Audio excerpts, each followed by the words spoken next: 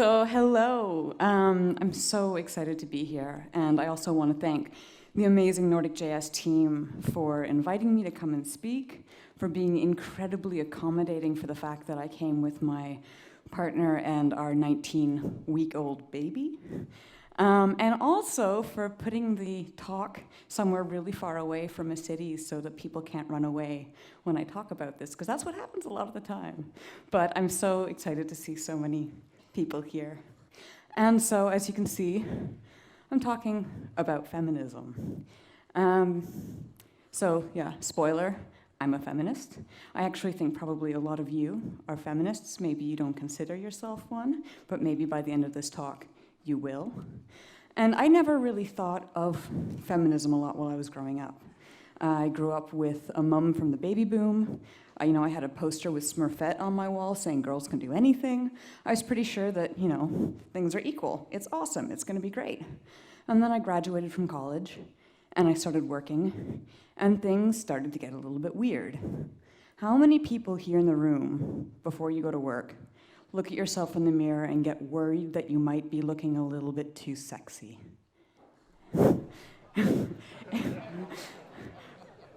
That's something that women deal with a lot. You think, oh, is this gonna be okay? And it's kind of crazy that we think, wait a minute, can I wear my favorite new pair of shoes? Because someone might interpret the fact that I'm wearing high shoes as that I'm trying to, come onto them. But that's just sort of an example of really small things that made me start to think a lot more about gender equality and people in the workplace. So what is feminism? It's pretty simple. It's a belief that no one should be held back based on their gender. Boom. Super easy. So why do we need feminism beyond whether I can wear high heels or not to work? When we look at it in a macro view, 40% of the world's workers are women, yet less than 1% of the world's capital is controlled by women. That's kind of a scary stat. In Germany, where I live, according to the World Bank, for every 62 cents that a woman makes, a man makes €1. But then it gets even scarier. Research came out in Europe this year that said that 1 in 3 women over the age of 15 in Europe has experienced sexual or physical violence. Think about all the women in your life. Now, 1/3 of them, if you live in Europe, have experienced violence. And if that doesn't make you really angry, I don't know what does. And the fact is that because these things exist, it doesn't mean that men are bad, by no means. What it means is that we live in a society where violence against women is permitted, where people just accept it, and people who perpetrate these things don't get called out for it. So being a feminist is not about hating men. It's about getting equality. It's about making a world a better place. Because if feminism was about women putting men in a lower position, we'd be in the exact same problematic space that we're right now, just inverse. I could spend a few slides talking about why diversity would be really good for your business, but I'm frankly really tired of trying to put a neoliberal spin on why basic human decency is something that's important. Equality is just the right thing to do. That's it. I'd also like to take a moment to say I'm not a feminist scholar. I'm just someone who works in tech, has experienced a lot of weird things, and felt the need to talk about it and speak up about it. And I'm also by no means an expert on all of feminism. There are, give or take a few hundred million, 3.6 billion women on the planet. And that means that feminism has so many different applications, and it's also not just a monolith. There's no linear narrative of what feminism is. It actually is very closely related to racism, ageism, classism, income inequality, gender inequality, sexual preference. So when we talk about feminism, really what it is, it's just one lens for thinking about social justice. But just because it's so complicated, just because there's so many different things in it, doesn't mean that it's not solvable. And one other footnote I'd like to give is that just because you may disagree with someone who calls them a feminist doesn't mean you're not one. It just means you guys have different viewpoints. And in fact, it's really important that we disagree with each other and we discuss, and that people invite people like me to conferences like this so that we can find better solutions. Oh, I see a few people maybe walking out, not sure. So the reason why we need feminism beyond all those scary stats that I gave you is that the level playing field, it just doesn't really exist. I know, especially in the Silicon Valley, we like to think about the level playing field, and there's lots of really, really bright people who have worked really, really hard to get to where they go. But they think that their experience is the same as everybody else's, and that's just not the case. One of my favorite examples of thinking about the level playing field is the high school or boarding school in England called Eton. It's I'm sure it's a very, very good academic institution. But since 1721, a quarter of all British prime ministers went to Eton, including David Cameron, the current UK prime minister. 2/3 of his cabinet went to Eton, and 2/3 of his cabinet are also millionaires. Now, I'm not saying that it's not a very good school. I'm not saying that it's, the people who graduate from there aren't in any way really, really talented folks. But there's something a little askew when such a small school has such a huge impact on a nation as large as the United Kingdom. And so the reason why that we don't have a level playing field is due to two main things. The first is privilege. So I'm sure some of you have heard someone say, check your privilege.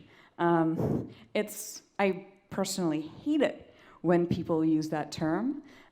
Because when someone says to you, check your privilege, it's a really insensitive way of saying you're being insensitive.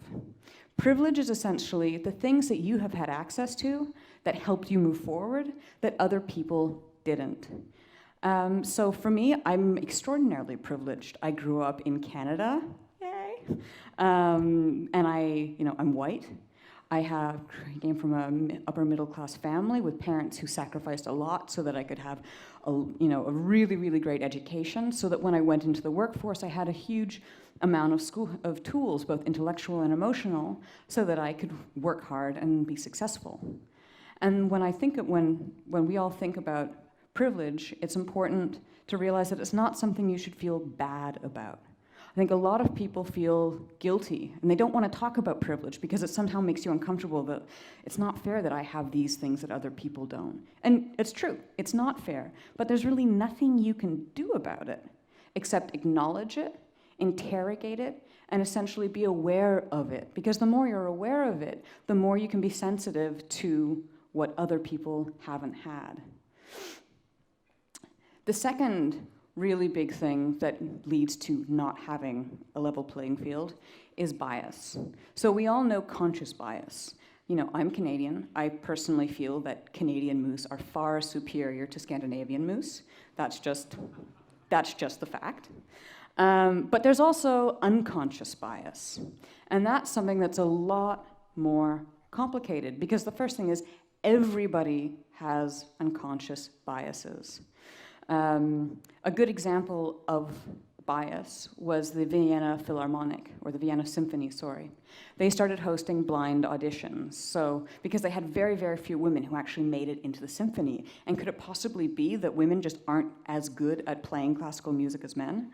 Well, when they started having blind auditions where the people actually had to take their shoes off so you couldn't hear the footsteps of the people, what kind of shoes they were wearing, to play, suddenly the number of women admitted into the Philharmonic increased by 50%. So, it's not that the judges were saying, we don't want women in our orchestra, but something was going on in the background.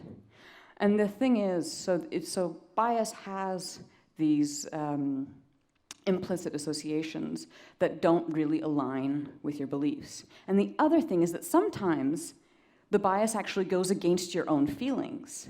It goes against your own instincts. So there's a few studies that have come out about women's behavior in the workplace, where men, when they act proactively and sort of lead, they're rewarded. But when women behave in that way, they're seen as being difficult, bitchy, getting in the way. But the thing is, it's not just men who are not letting women progress further in their careers because of those traits. Women do the same thing, and those are those unconscious biases. So when you add bias and you add privilege together, you get the patriarchy. And patriarchy is one of those scary words. It's a really big word. And the patriarchy is not anybody in this room. It's not our fathers. The patriarchy is what people like to call a system of oppression. Now that sounds even scarier than the patriarchy. But essentially, what it is, it's a lot of small things that act together. So let's think of a metaphor, maybe like a sausage factory. Think of all the things that go together to make sausage. Actually don't. It's kind of gross. But the point is that it's all these little small things that together make it difficult for women to advance. It's all small little interactions that change the way that we think about women and we let women move forward. And so that's why I actually think that bringing equality is both harder and easier than a lot of people often think. So it's harder because it's really complicated and it's really big. But it's really easy because there's all these things that everybody in this room can do to help break it down. A good example of what I mean by this is booth babes. So you go to a trade show and there's a server company and they've got booth babes, ladies in bikinis. If you decide, you know what, I'm only going to go to the booths with the ladies in bikinis, you are supporting the patriarchy. If you decide to ignore it, you're not really doing anything. If you decide to go to that booth and say, hey, you know what, your servers are so great, you really don't need ladies in bikinis. Like, why do you guys have such low self-esteem? That is fighting the patriarchy. So before I get into the simple acts that everyone can do, I want to talk quickly about something called magical futures. A woman named Kate Loss just wrote a really good blog post in response to Peter Thiel. Peter Thiel was asked what to do about gender inequality in tech, and he said, we need women founders. And that statement is problematic, number one, because just because women are in charge doesn't necessarily mean they're going to make workplace a better place for everyone. But the second thing is it's saying, oh, in the future, things can be better. It's ignoring the fact that there's systematic discrimination against all kinds of people in the workplace right now. And so when people talk about, supporting things like Girls Who Code, by all means, if you like teaching, please, please, please go and help people learn how to code. But those are really solutions that are going to help people in the future.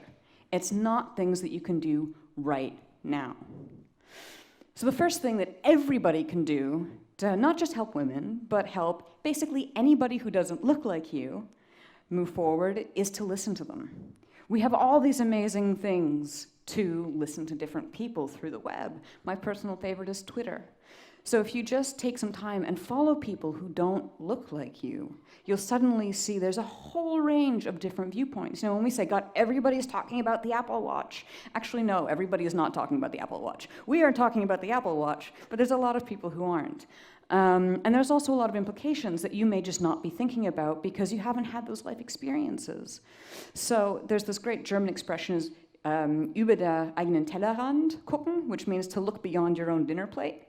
So take a step, look beyond your own dinner plate, and educate yourself. Just start listening to different people. Follow lots of different people on Twitter, read their blogs. It will change the way that you start to think about certain issues. The second thing, and this is the key to it, is to believe people. Believe them when they speak about their experiences. I'm sure most of you have read about the pretty horrendous behavior that was directed at Anita Sarkeesian, who did research into misogyny in video games. She now has a bodyguard. She had to move out of her home because of all the threats. Because all she was doing was saying, hey, in video games there's a culture that doesn't really support women. Let's talk about it. And she's now essentially had to move out of her home. She gave a talk at XOXO in Portland on the weekend, I believe, and this is one of her quotes. So when people are talking about discrimination, if someone is saying, this is my experience, you shouldn't just listen to them, you should believe them. And it's not your job to say, well, explain to me why this happened. You should just take their word for it. Just by doing that, just by being open to realizing that people have a different experience than you, and it's valid, you are doing a huge amount to help people who don't look like you.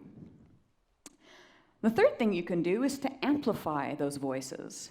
Anil Dash is one of my favorite bloggers, and for the year 2013, he only retweeted women. And he's someone who, he readily admits, has probably way too many Twitter followers. The reason he got them was on the onboarding in Twitter a few years ago, he was listed as someone to follow. And he realized that I'm in a position of power. I have all these followers. I have this huge opportunity. And so for one full year, without telling anybody, he only retweeted women. And that had a huge, huge effect.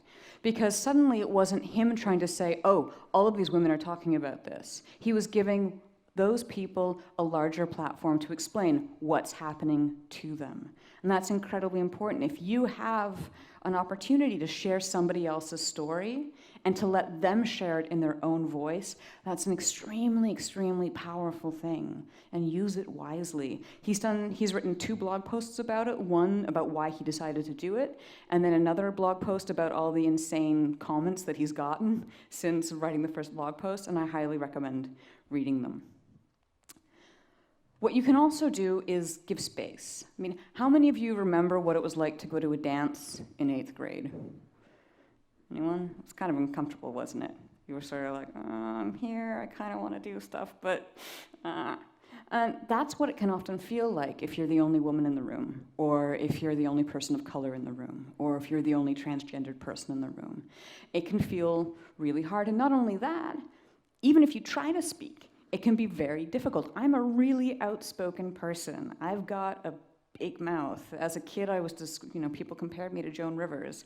But still, sometimes when I'm in a room filled with men, it's actually really hard for me to speak, because every time I open my mouth, people cut me off. So if you're in a room, if you're in a meeting with people, and you see that someone is consistently being cut off, use your power to say, hey, Sarah, why don't you, what are you thinking about? And if you see someone who's sitting and writing and obviously really, really engaged but not saying anything, actually ask them. Maybe they think that there's no point in me speaking because no one's going to listen. So take that opportunity to invite people to speak. And this is also really important for introverts as well, regardless of what kind of a person they are.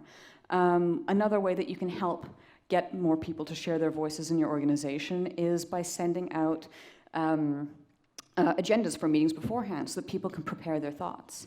And after the meeting, sending an email of a recap. And that way, again, people who may feel a little bit more shy or may not feel the same freedom to speak, they can actually express their ideas. So use that opportunity to invite more people, because you have no idea about all the amazing thoughts and ideas that never get shared because someone just feels like, I keep getting cut off.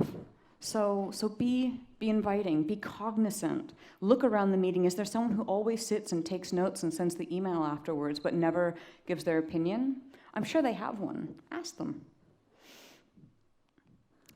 What's also really important is to choose your words. Language is a reflection of our society. One of the reasons I actually talk about women more often is I gave an Ignite talk about 3 years ago, in New York, about the word girl. And I find it's one of my pet peeves when adult women refer to themselves as girls, because we don't refer to men as boys all the time, and we have a perfectly good word for women who have reached adulthood. It's the word as woman. But the reason why women often don't call themselves that is because when you call yourself a woman, it's threatening. People see it as kind of an aggressive, bullshit, bossy thing, which seems insane to me. But when you start to unpack and talk to women and say, well, why do you call yourself a girl? They say, oh, I don't know, I don't feel like a woman. I don't feel mature enough. Or there's all these insecurities that have somehow been attached to just the normal state of being. So when you're referring to women who are over the age of 18, just call them women. You don't need to call them girls. And if they call themselves girls, that's their prerogative. They can call themselves whatever they like. But it's important that you think about the different words you use. So language is extraordinarily powerful. If we want to change our culture, let's change the way we speak. And again, use your voice. So this is a more proactive version. It's not just the words that you use, but it's also talking to different people. So if you see, let's say you're in a room and you're a man and there's 4 other men and someone makes a really sexist joke. You can do 3 things. You can laugh along with it, you can ignore it, or you can say, would you say that in front of your mother?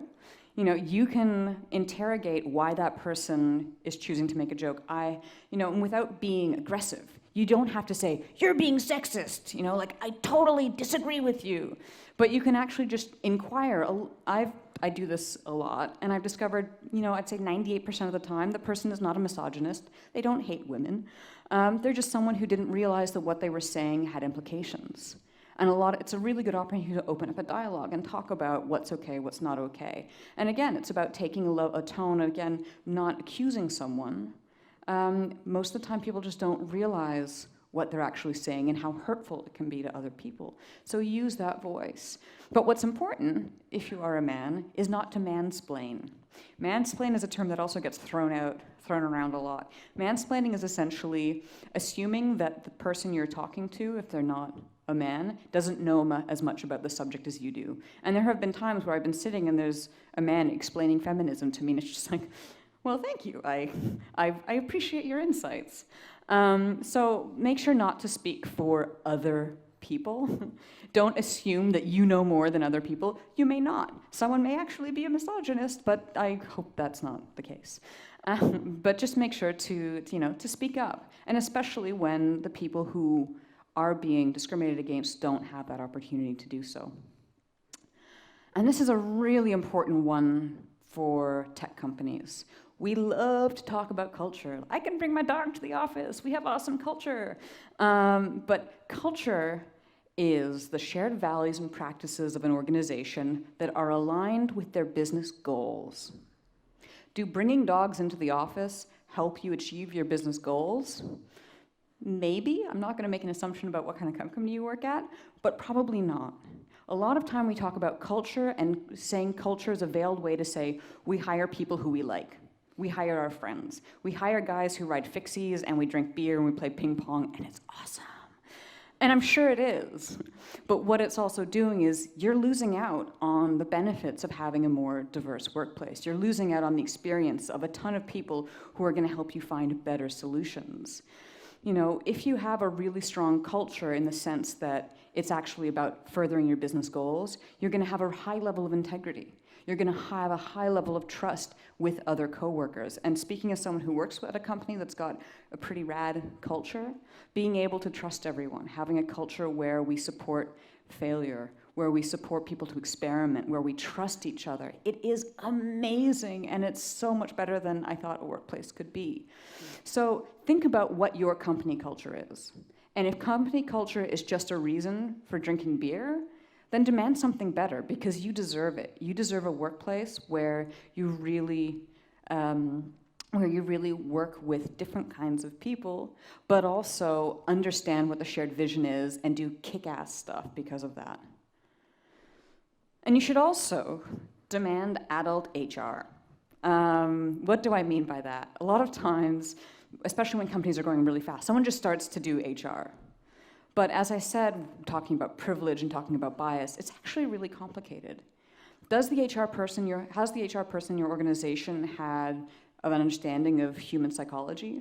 Have they dealt with really difficult situations before? If not, ask for something better. Because HR, people like to hate HR because they're the people who fire people. But HR are also the people who protect you. And they're the people who protect the people who sometimes can't protect themselves. So demand to have an adult in the room. They may not want to drink beer with you every night because they've got a family to go home to, but they're the people who are going to make sure that this workplace you work in is safe for everybody. And so finally, if you've done all of those other things, you will be an example. And I hate to quote Gandhi. You know, there's the Godwin's law, or actually, I'm sorry. There's I haven't had more than 4 hours of consecutive sleep a night since May, I might add, so apologies. But there's the quote that whoever uses Hitler in an argument, you automatically lose. I kind of feel the same way about Gandhi quotes, but I'm still going to use one. Be the change you want to see in the world. Use your position to question, to talk to other people, just to be open. Again, you don't need to go out and be wearing a "this is what a feminist looks like" t-shirt. You don't need to go out and, to every single march. It would be awesome if you did. But just changing your behavior in really small ways has a huge impact, because it doesn't just change the way that you live, it changes the way the people that live around you do. And finally, be human. We're all human. We all make mistakes. And that's a key point. You may realize that, oh God, last year I really put my foot in it. I just didn't realize what I was doing. I didn't realize that I was being insensitive. And that's okay. The point is that you do acknowledge it. If you want to, go to that person and apologize. But know that, we can't be perfect all the time. Just do your best. Doing your best is all that you can do, and that's okay. So if we go through the list, we've got listen to people. We've got believe them, especially when it's about really serious topics like violence, stalking, harassment, things which happen online all the time. Amplify the voices of those different from you. Allow people to speak. Give them space to do so. You choose your words carefully. Make sure that you're speaking the world that you actually want to live in. Use your voice to defend those who don't have the opportunity to. Question your company culture. Demand adult HR. Be an example and just be human. I didn't want to have any photos in this slide, but this photo was too good to pass up. I'll let it speak for itself. Oh, the top is cut off. The top says, people won't listen to you or take you seriously unless you're an old white man. And since I'm an old white man, I'm going to use that to help the people who need it. And good old Patrick Stewart is holding a sign saying, defend rights for women and girls. And so with that, I'll leave it at that and just say, make it so.